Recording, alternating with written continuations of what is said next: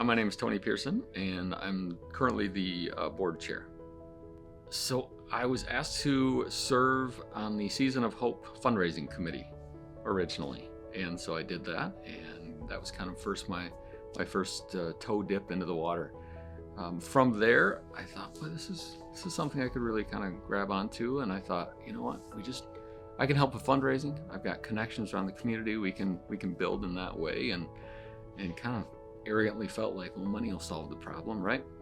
And the more I got involved, I learned that no, it's about the guests, and it's about their specific situations that led them to becoming homeless, and even more so, it's about the employees that work with them on a day-to-day basis. And so I felt like what I could contribute was to help support those guests and help support the employees and give whatever skills I have to help move them back into a home situation. I've been on the board for coming up on 9 years.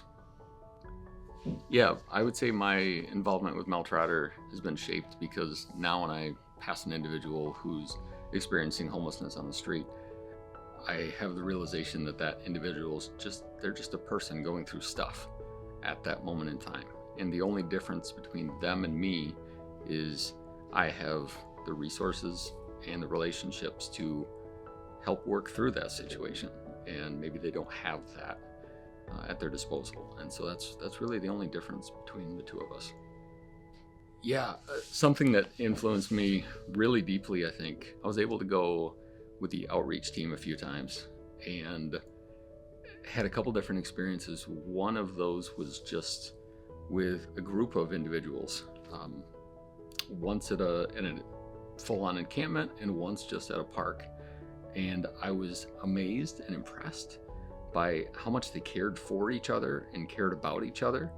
I think they treated each other more like a family than I think some others in the general population do. They truly cared about each other. And then another instance was, again, with the outreach team, we found an individual who's literally going through a dumpster looking for anything to eat. And you could just tell he was starving for food, but he was starving for a connection. He just had no connections to people. And so from that situation, providing him food, that's the easy part.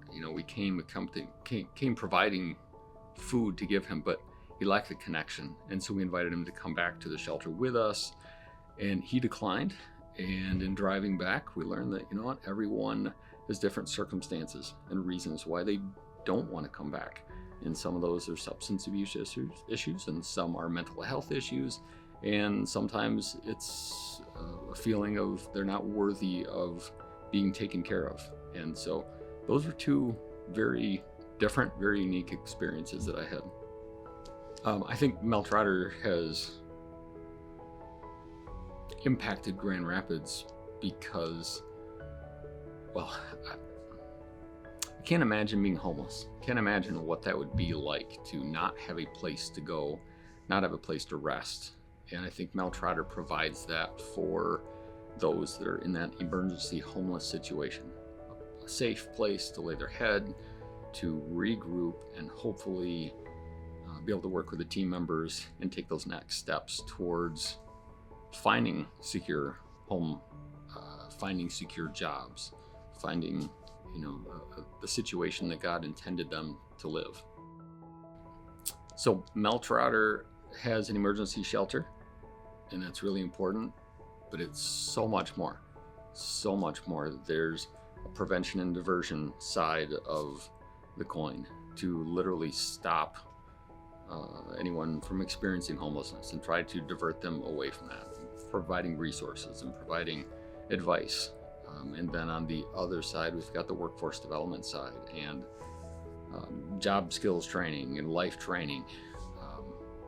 So the emergency shelter is part of it, but boy, the expanse of everything that Mel Trotter, there's just so much more to it.